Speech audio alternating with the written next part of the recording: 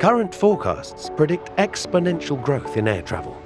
Passenger demand is expected to double over the next 20 years. Over 38,000 new aircraft will enter the skies during this time.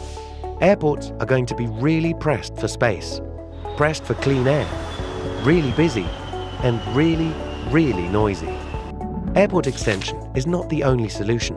We have to work smarter. Aircraft are already connected to the ground. We just need to connect them to operations in smarter ways. Digitalization will facilitate the exchange of data in real time.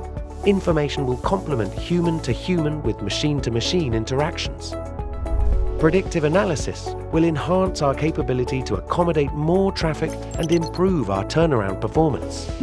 Every person and piece of equipment needed for the turnaround is checked for compatibility with the arriving aircraft and will be available to perform their function in the right sequence.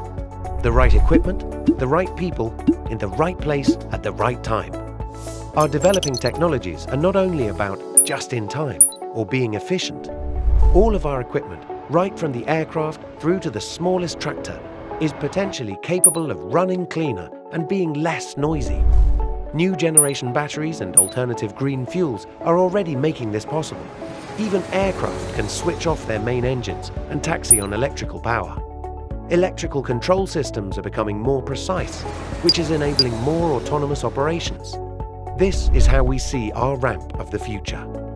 This is Cedar, a connected, ecological, digital, autonomous ramp.